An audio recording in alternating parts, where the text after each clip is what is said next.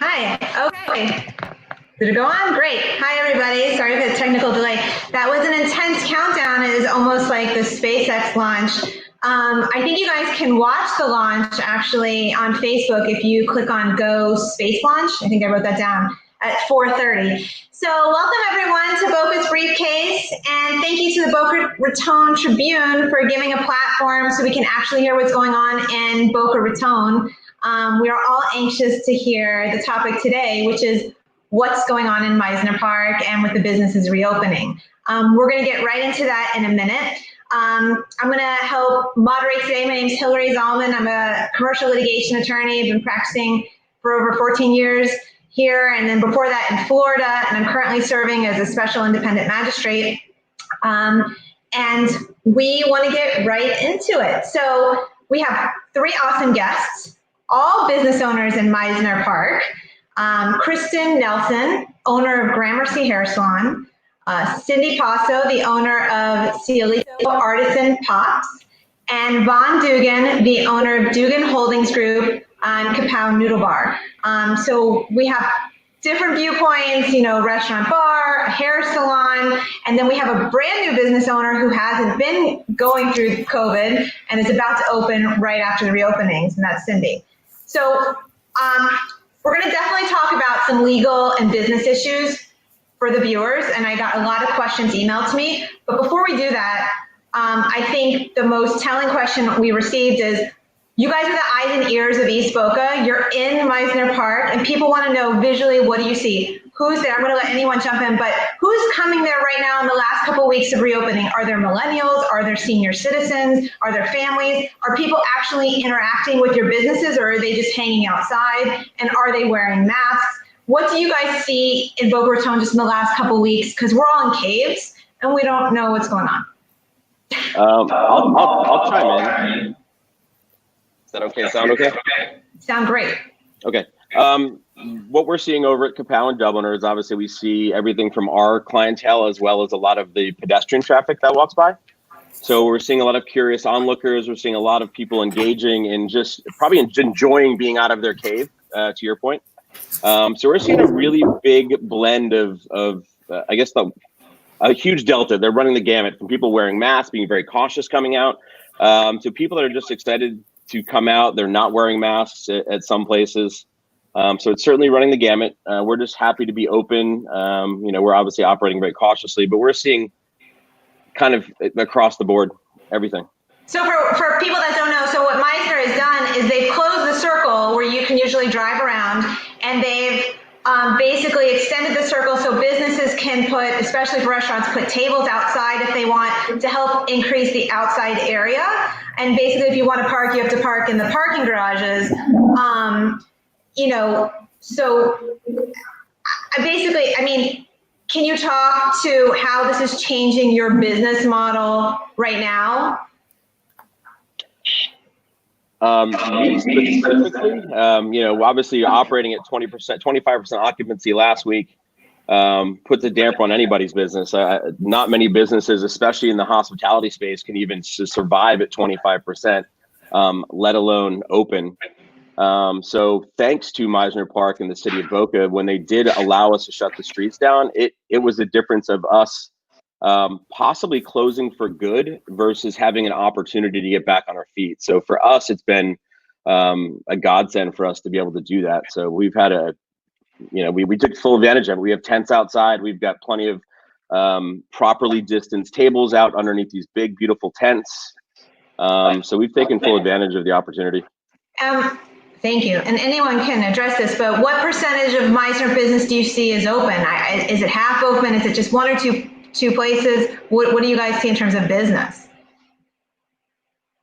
Our open, Kapow and Dubliner, Max's and Bellagio, Yard House stayed open the whole time. They did great. Starbucks is back, and we were curbside before opening May 11th, and we've been open our full hours since the 11th, and that's gone very well for us. We've been very, very busy.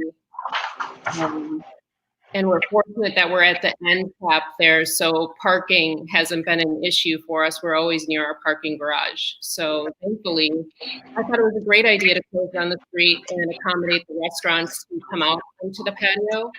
And I'm happy to hear Vaughn said that was good for Kapow because we wanted it to be successful.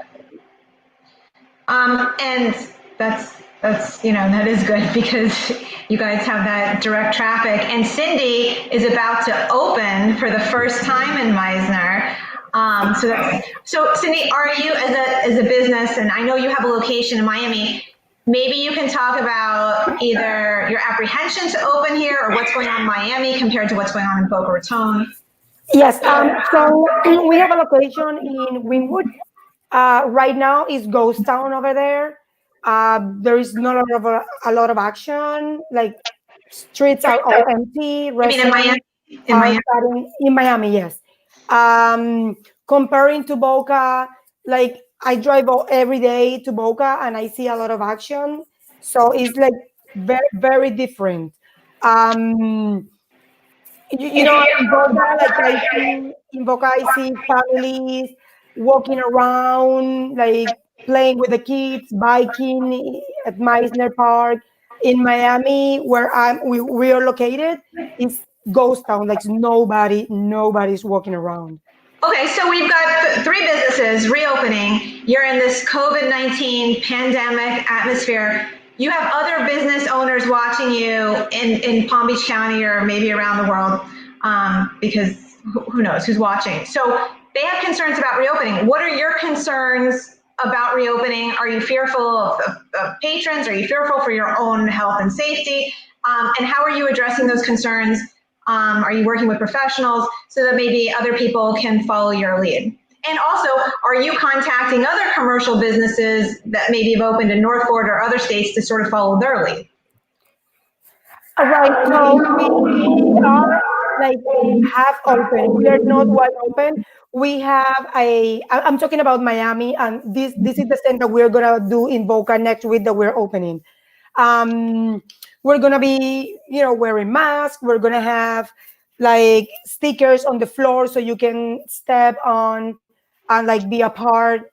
The good thing about Meisner is like we have a big outside seating, and so for us it's like you just take the ice cream and go outside and you can eat it outside. You don't have to, stay there. So we are very positive about what's going on. I think that Meisner management is doing a great job in terms of like the closing. I think it was good for some restaurants and for families to be like, just leave the kids running around. And I think it was very helpful. In terms of like sales. If or any of you following specific guidelines in terms of reopening, have you referred to maybe the CDC? Each of you have unique businesses. We have the hair salon, we have a bar, we have a restaurant, and also, not a restaurant, but you're selling food, or treats. So are you referring to something online or through a professional to see what do I have to follow? What do I have to do when I reopen? Well, not really. Is it? No, go ahead. You're fine. No, you can go. I mean, for us, I think the hospitality industry, gyms, salons are under so much scrutiny as being very hands-on as far as contact goes, more so than almost any other industry that we've seen. So obviously we're following all of the guidelines that have been set forth by any kind of government organizations, whether it's the CDC. We should be doing all of it anyway. That's the irony I've always found in a lot of it is everyone got really excited about, cleaning and things like that and being sanitary, but those are things that you're supposed to be doing in your business. You're supposed to be responsible stewards for the public. So for us, it's given us an opportunity to kind of revisit that just to make sure we're doing everything. And then obviously to see what we can do to exceed that, because right now optics is so important. It's what people see and what people think you should be doing. There's a lot of opinions out there. I'm sure you've heard a lot of them. Right. So we're just doing our best to keep our staff safe first and foremost. to be open, creating a business to where we can make money, but obviously we make money because of the public. So we want to make sure they feel safe as well. So we're just we're taking it to the extreme, but also being realistic with it. Gloves come up all the time. We've talked to surgeons and doctors that we're friends with in Boca, and who knew that gloves were such a big debate. Gloves, there's a right way and a wrong way to wear gloves, and having them on, while you go to the bathroom and then serving somebody food is not a good thing. The big topic on the news, they're showing, of course, pictures in Arizona and around the country of just crowded places, crowded hair salons, like nobody cares, social distancing's out the window, everything's back to normal. Do you feel that you have to put rules on how many people can come in and out of your venue? Yeah, we do, just because we feel responsible, and I'm sure Kristen and Cindy feel the same way. I have a responsibility to be a responsible business owner. I've got a son, a wife. I've got 650 employees throughout our whole organization that we need to make sure have jobs. So I'm not going to put them in jeopardy to add 25 bar stools for one night and a big party. It's not worth it. There's other places in town that are doing it. Have fun, go there. We're not going to be that place. I want to stay open. So, and Kristen, I'm going to ask you a question. The hair salon, a lot of people want to go back and get their hair done, and they're scared and they're nervous. So how do salons address this? How does Gramercy Salon address this? Well, we took time with yourself, actually, giving me legal advice. I spoke with my insurance company, other salons, a physician like Vaughn did, to feel like I was instilling the best business practices possible for safety for everyone involved. I think the salons have a unique responsibility clients don't often think of, but we know when you were there and we know your contact information. So for things like contact tracing, if we know you came in infected, we need to contact everyone you could have feasibly come into contact to be ethical and responsible. And that's not a state mandate. That's just an ethical responsibility. So being an appointment-taking business is a little unique that way, but it also help safeguard my team and be responsible. I have had to require employees go for testing, and they've been great. They've gone right away. They've taken time off if they've needed to wait for their results to come back. So there's a lot of measures in place. They did require face masks for salon service providers and barbershop service providers in Florida. I thought that was appropriate. Some of my client base and some people listening may disagree, and I'm sorry, but right now that's important, and we're asking that our clients are wearing masks as well. We've had probably 97% of people happily obliged that request, and a few have been disappointed, but it's actually a state mandate that's in place as of May 11th, so it is. So both your clients and the employees are wearing masks. Everyone's wearing a mask inside. The whole time. And you're in a unique position because you mentioned contact tracing, and this hasn't come up in the news a lot. We don't know how this is going to work, if this is going to be in apps or on our phones. We keep hearing about it. You're in a position where you can record that because you have appointments, the name and the phone number. So in case someone's infected, you can say, hey, guess what? You were in touch with someone. But Vaughn and Cindy, I don't know if that's the same or that's going to be applicable to your type of business.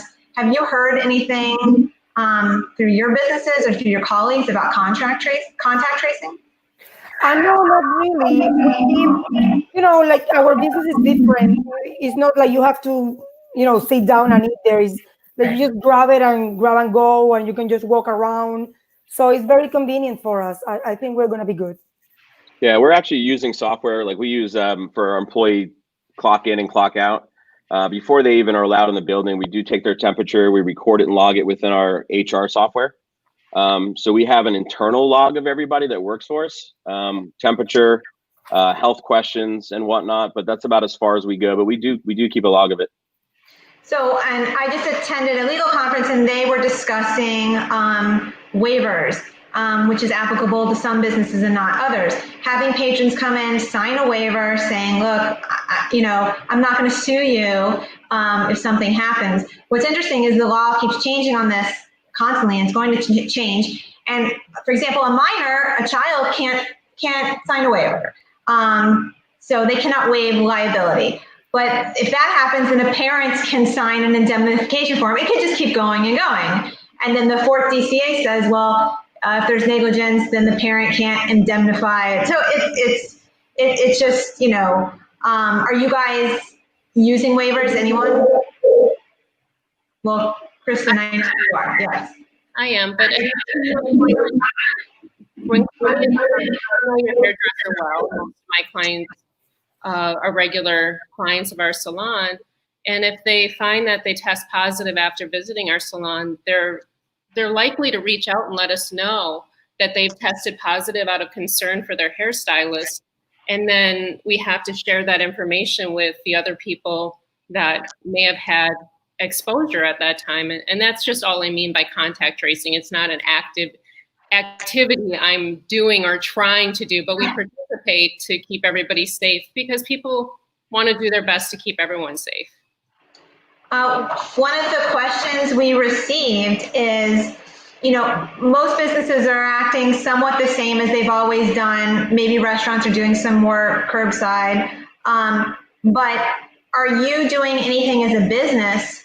If this goes on for another 12 months where there's less patrons, or if this goes on for another 2 years, or this is the new normal, are you anyone thinking of completely changing their business model, or you're thinking, no, I'm not going to, I'm keeping it as it is and we'll see what happens? Well, I think the new normal, it's just normal. We are where we are, and we're going to just roll with it. For us, we've obviously made a lot of changes to adapt to an increase in takeout and delivery and carry out. Again, we're sort of constrained with our, where we are. We're in Meisner Park. It's not the most accessible place for takeout and delivery. So Meisner accommodated by adding some takeout and delivery spots designated specifically for that. But other than that, I mean, people have been amazing. We've had such an outpouring of support. I think we're doing everything we can to show and highlight all of the measures that we're taking, which again goes back to public safety and public confidence in your business. And it is what it is. It's tough. It's every day, like you said, from, we're dealing with the PPP. We have so much that we're dealing with outside of even the customers. I mean, there's so much to keep our doors open that we're dealing with.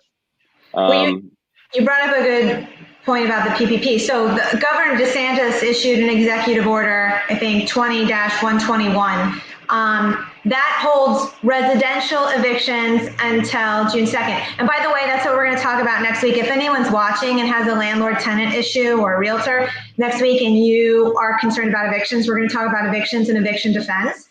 But today with businesses, there's not an executive order that is holding evictions or saying to businesses, you don't have to pay rent.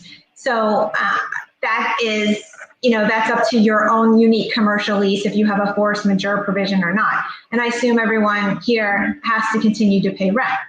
So what other options, knowing that you have to pay rent, have you done to keep your business alive? You mentioned applying for PPP or SBA loans. Is there anything anyone else is doing, or what are your suggestions to local businesses to stay alive?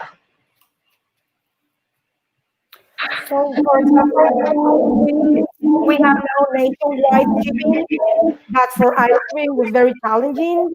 But we did it, and it's working, and we're super happy. Like, we're delivering to every state. And I mean, for us, it was like I never thought about it. But then, we had to. We tested it. Some of them got melted, like the first batches that just like it was a mess. But then, we did it correctly, and it's working. I mean, for ice cream, like a to-go is it's a weird. You don't, you want to go and enjoy and walk around with the ice cream. So, but it's been challenging, and we're very happy that people really support us, and we're selling boxes with dry ice.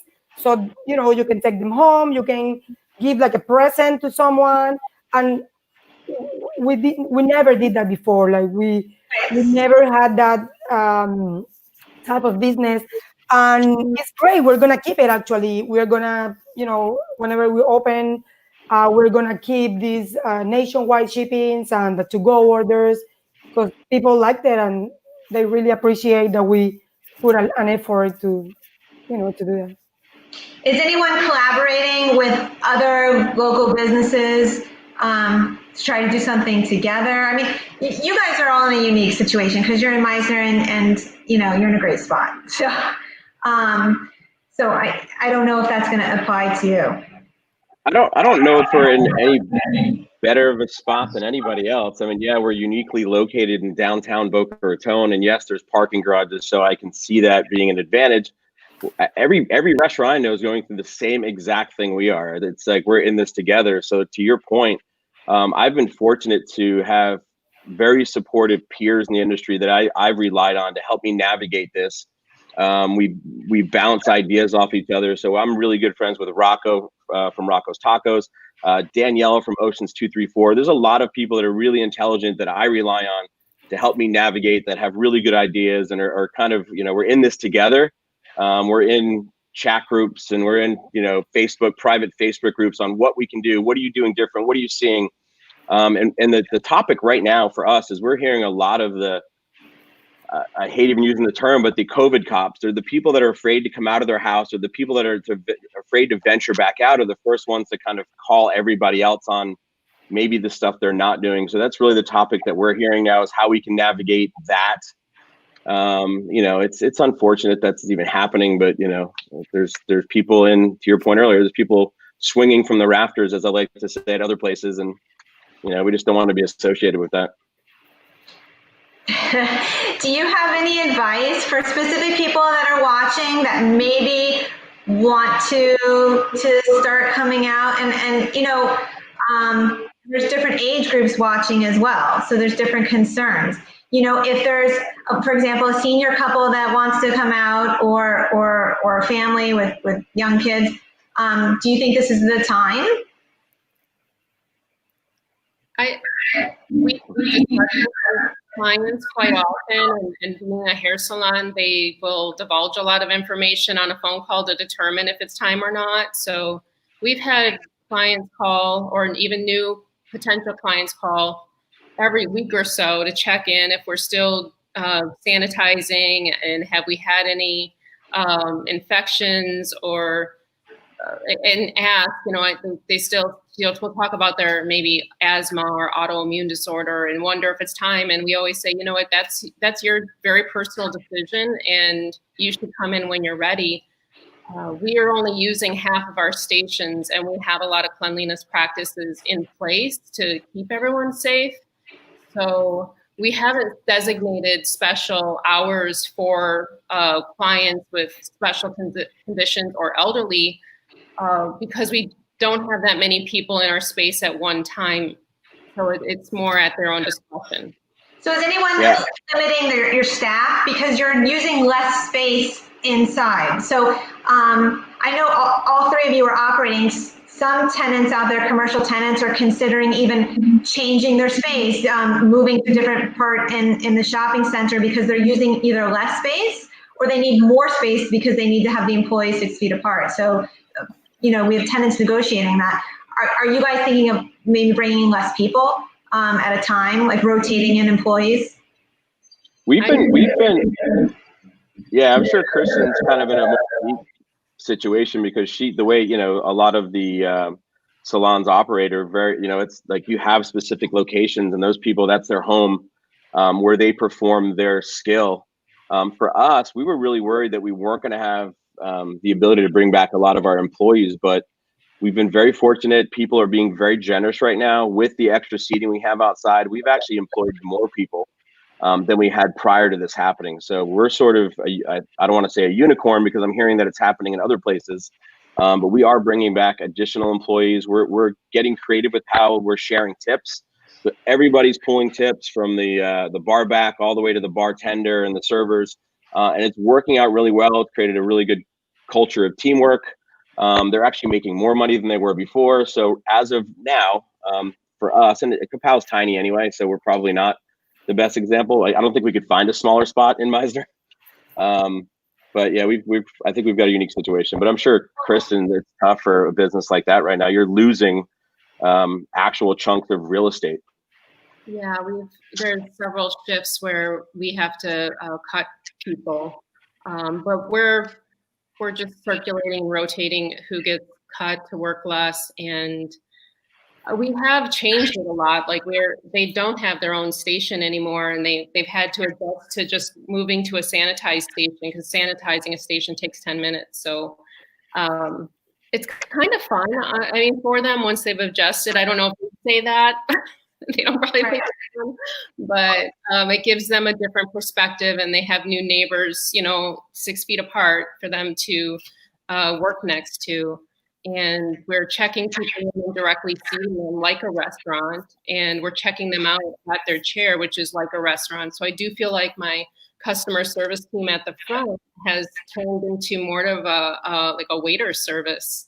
And but they really likes it, and that's something I think I'll keep forever, regardless of what happens, because it's personal, and it is a nicer experience than standing at a desk. So that's if I could really quick, I want to back up. Kristen brought up a really good point. I think this is like Hillary, you mentioned, like, what advice would we give to people as far as them venturing out of the house? And I think my advice is I'm going to quote Kristen.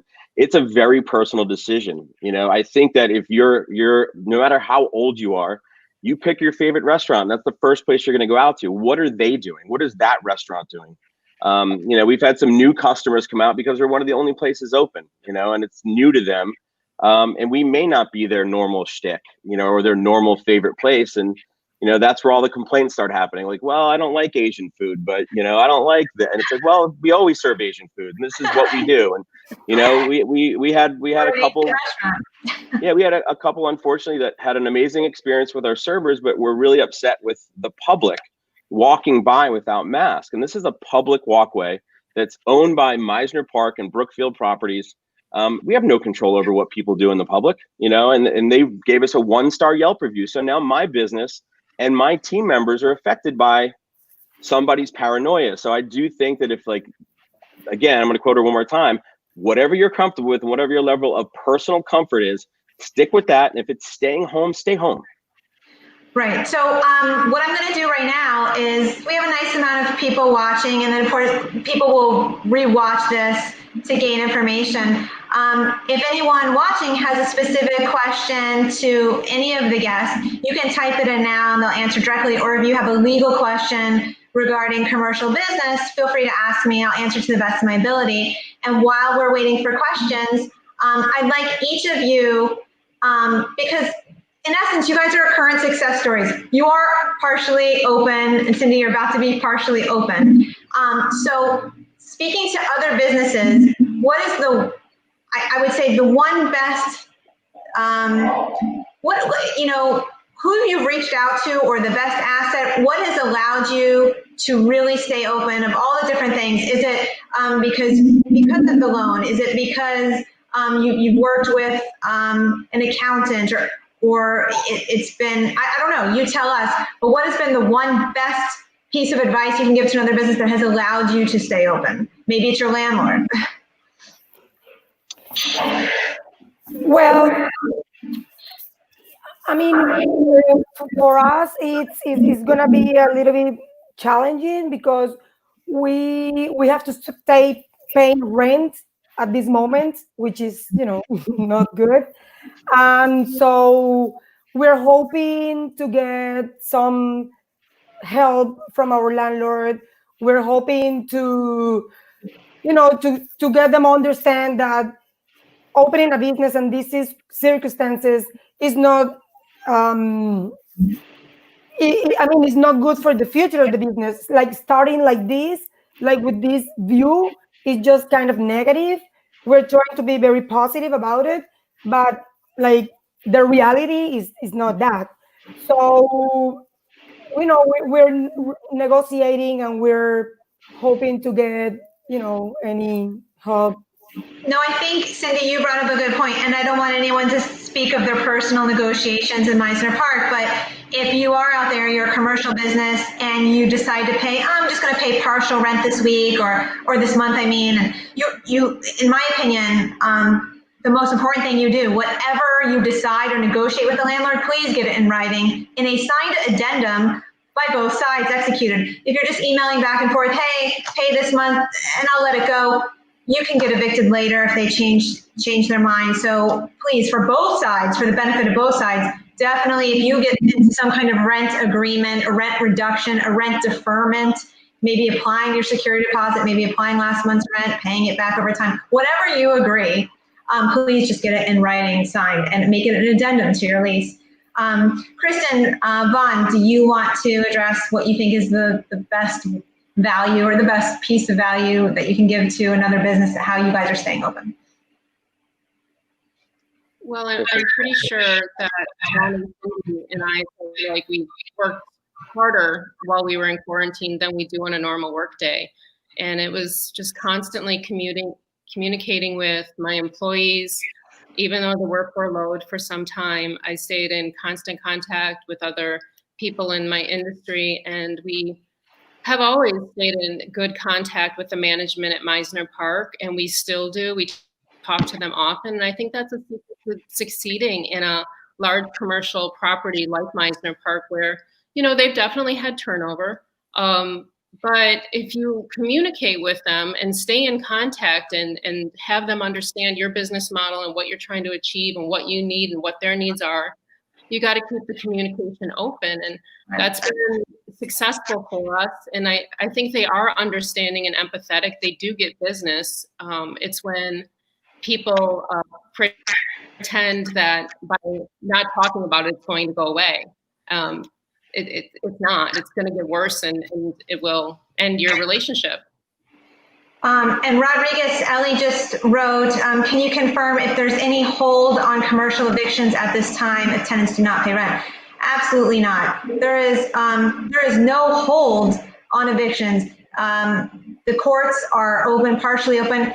The only hold that may be encountered is some counties have a current hold on a sheriff executing on the writ, which is the end of the process. And I estimate that will be lifted very soon. So no, if you're not paying rent and you're receiving default notices, I would take them very, very seriously from your landlord, because they can't proceed with the damages or an eviction suit in commercial matters. After June 2nd, they'll start on the residentials. And Vaughn. I agree with Kristen. I believe that communication is absolutely the key to this whole thing. I think the more we do talk to our partners, and I don't know anyone else's situation, but Brookfield, which is Meisner Park, they're our partner, you know, and they've acted like it. I will say that they have stepped up every opportunity they can, you know, given the confines of what they're allowed to do. They've helped us out as much as possible. But it's because we have a great relationship with them. You know, they tell us when we're not being a good tenant, and we let them know when we don't think they're being a good landlord. And I think that's what's, you know, we've been there at Dubliner and Kapow for 13 and 9 years respectively. And we haven't stayed there for any other reason. I mean, obviously there's a lot of reasons, but, you know, they've been amazing landlords to us. And I can only speak about our personal experiences. You know, talk to as many people as you can. There's a lot of bad advice out there. I think I learn as much from the bad advice as I do the good advice. We're all big boys and girls, and we need to kind of navigate through that stuff and weed through some of that advice. We have talked to attorneys. We're still talking to accountants. We're trying to navigate everything from negotiating or renegotiating our leases. We're up for both Kapow and Dubliner for new leases. So talk about this perfect storm or unperfect storm. We've got a lot going on, and it's just, you know, we rely on professionals. The professionals know that you, like people like you, Hillary, are up to date on what's going on with things like PPP. We don't know that. We know we all unfortunately we consume. Changing every day. It's literally liquid. I mean, the updates are crazy. The governors are issuing new order every day, changing things. SBA's changing the rules every day. Yeah. So it's important. It's important to work with professionals. Is really, I think, the best advice I can give. We received one more question. I guess based on what you were talking about, how can you seek a deferment of rent? I think if you are a commercial tenant, from your perspective, first you need to. Every commercial lease is different. Your commercial lease might actually have a provision, it's doubtful, that in a time of force majeure, and if this is considered force majeure, you may be allowed to defer rent. So first check your lease and see if there's a provision under force majeure. If not, check with your insurance agent. All tenants, commercial tenants, are maintaining insurance. You might have some kind of business interruption insurance, etc., hazard insurance. Check with your agent. It's also a little bit of a battle, and see if they will cover payment of employees. Landlords, the same. They're checking with their insurance as well. Third, obviously, see if you can get a loan, and then when you do all these things, reach out to your landlord. Let them know, I'm doing all these things that I can, everything as a commercial tenant, to try to keep my business, going. What can we do to arrange something, and then get it in writing? That's what I mentioned. So you say, how can you do it? You literally just stay in touch with them. Like our guest said, don't put your head under the water. Stay in touch with the landlord, get it in writing, and try to make a new agreement. The landlords need tenants, so this is the time to do it. And they want to know that you're working towards being open again in the future or now. So I think that's great. I think everyone who's watching, when you do go out again in the future and you do have a chance to visit Meisner, say hi to our guest owners. Let them know that you saw the interview. They will be so happy. And feel free to reach out to all of them. They're here in the community to answer these questions. That's why they're here today. So if you haven't had a chance to ask your questions, please reach out to them. I think they would all be happy to answer any questions for being some of the first to reopen in Boca Raton. So thank you, everyone. And again, next week, don't forget, we'll be talking about residential evictions coming up, and then in the coming weeks, talking about schools reopening, and other shows talking about charity in Boca Raton. There'll be a lot of really good topics going on. And as a courtesy reminder, go to Go Space Launch. I think it's at 4:30, and try to see the rocket take off. There's an app on Facebook. I think it's Go Space Launch. So thank you, everyone. Thank you to the Boca Raton Tribune, who's trying to bring the current news and public to Palm Beach County, Boca Raton. So we really have to thank the Boca Raton Tribune. They're doing an awesome job. So thanks to everyone, and we hope to see you next Wednesday at 2 o'clock.